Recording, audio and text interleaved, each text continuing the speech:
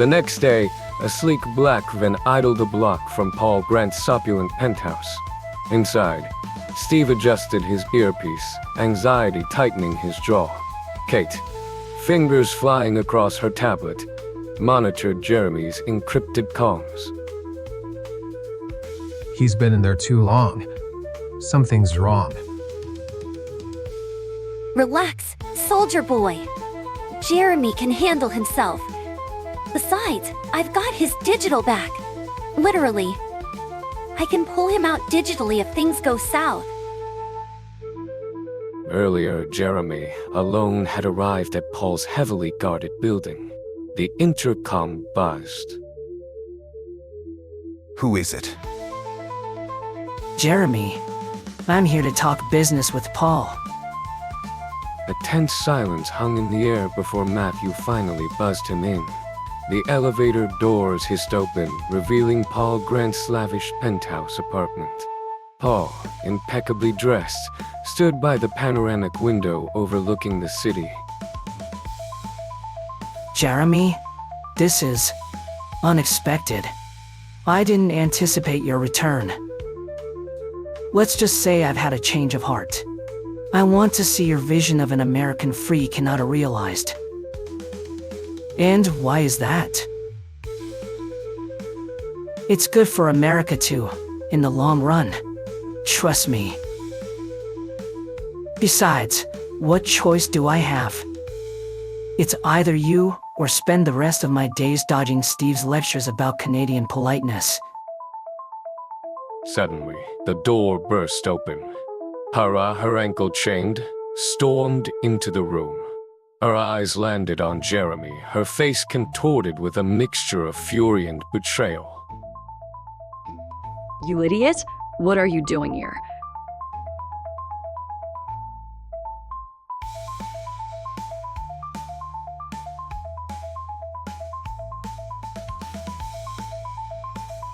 Kate, back in the van, swore under her breath as she saw Kara's outburst on her screen.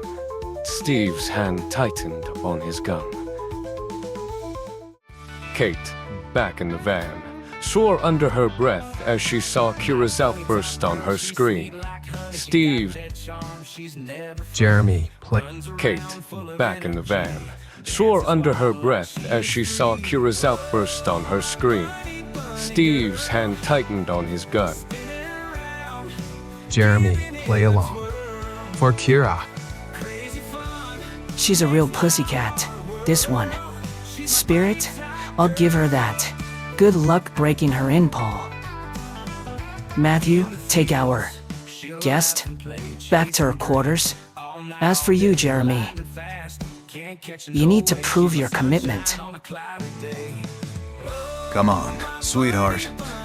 Let's go. Get your hands off me? Jeremy, what the hell is going on? Matthew, unfazed, easily overpowers Kira and drags her towards a side door. Kara's frantic cries echo down the hallway as Matthew shoves her into a sparsely furnished room and slams the door shut. Tomorrow, you and Matthew will tag a prominent location. Let's say, the plains of Abraham? Maple Leaf Forever, I presume? With the legally mandated French translation underneath, of course? If you insist on such formalities, this is Quebec after all. We have our own ways of doing things. Sure, whatever. So, tomorrow, bright and early? Got it? See you then. Don't wait up.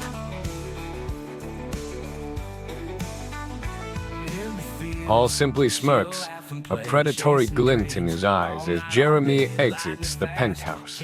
The elevator doors close with a soft whoosh, leaving Paul alone in his opulent prison. The city lights spread out beneath him like a glittering, indifferent tapestry. He pours himself a glass of scotch, the amber liquid swirling in the crystal, and takes a long, contemplative sip.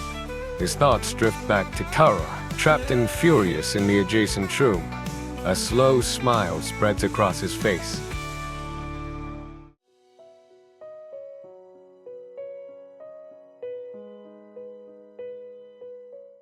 Paul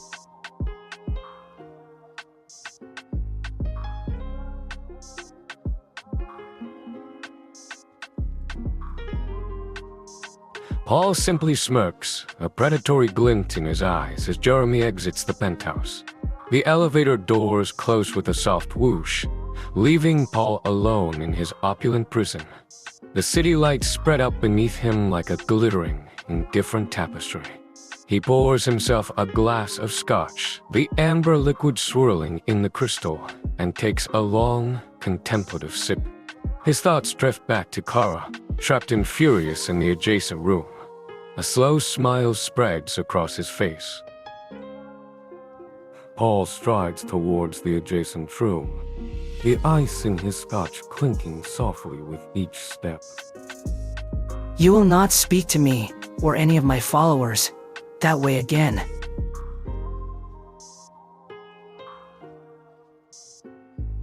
I understand.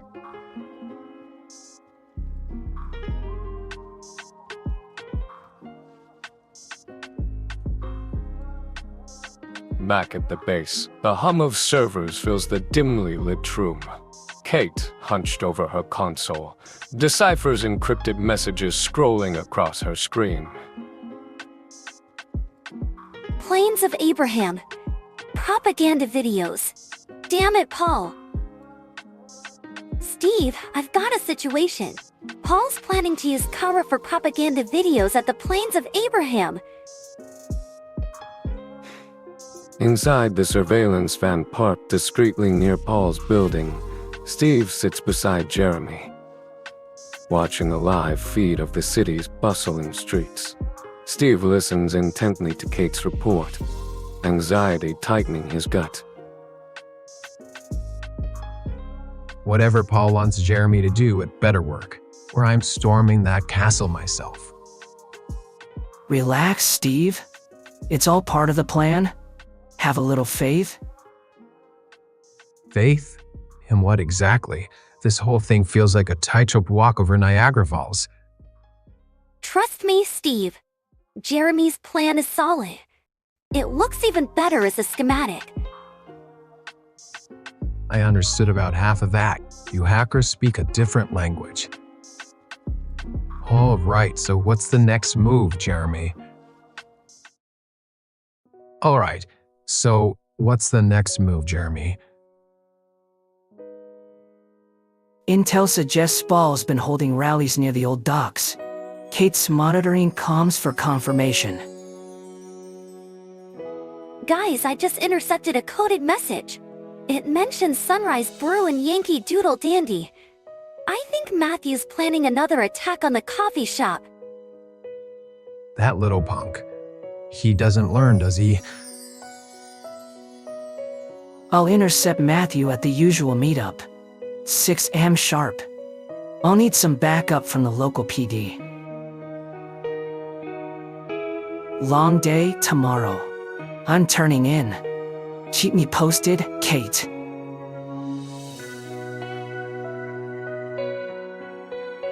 The hum of the van's engine fills the silence left by Jeremy's departure. Don't worry about Kara, Steve. No matter what, I'll jam that hypnotic buffer software Paul's using. Thanks, Kate. I appreciate that.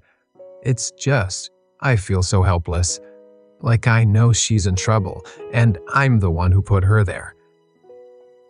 I promised myself I wouldn't let her sacrifice herself again. She knew the risk, Steve. Kyra's strong. Like the Rockies of British Columbia? Tough as a polar bear. Yeah, and as bouncy as an angry chihuahua. As mysterious as the moon. The image of Kira flickers across the surveillance monitor, her face pale and drawn. Steve stares at the screen, the bustling city outside fading into a blurry backdrop. I just want to hold her, tell her everything's going to be all right.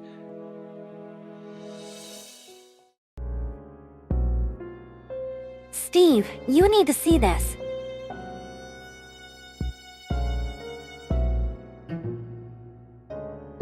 Paul Grant's at the Java Jolt. He's riling up his followers again. On the screen, Paul Grant, the charismatic leader of the Maple Leaf Forever movement, gestures wildly to a crowd gathered outside the coffee shop. Matthew, Grant's right-hand man, lurks at the edge of the crowd, a glint of metal flashing in his hand, a spray paint can. Where's Kira? She's not there. He's hiding her. But why? I get ready to pinpoint her location, but it'll take time. Paul's security is tight. I need a list of Paul's top guys. Names, addresses, anything you can dig up. I'll have it for you by morning. Try and get some rest, Steve. Rome wasn't built in a day. Hours later, after Steve had finally succumbed to exhaustion, a chilling sound sliced through the quiet hum of the van's equipment. Kira's voice, broken by sobs, echoed from the computer speakers. Steve, I'm so sorry. For everything. For giving you a hard time when we first met. For trying to scare you away. There was a plan to save me. If you don't find me soon, I'm going to die, Steve. Jeremy needs to hear this.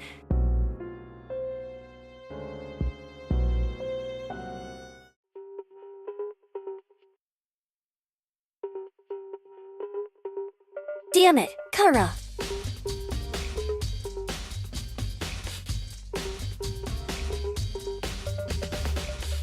Anything? Just a message.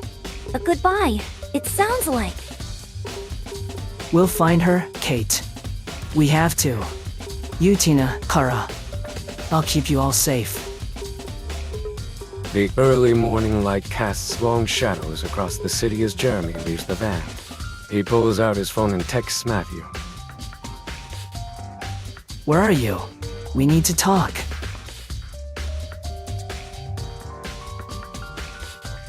Muttering to himself, what's he doing there?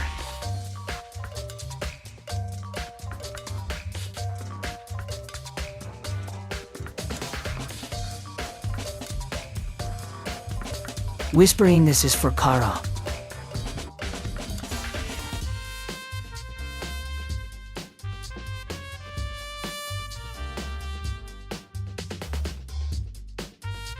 So, what's the plan? We hit this place hard. Take their money, tag it with Maple Leaf Forever. They'll know who came and why. You sure this place caters to Americans? Like you said? Been stalking places known for American clientele for weeks now. This one's a gold mine.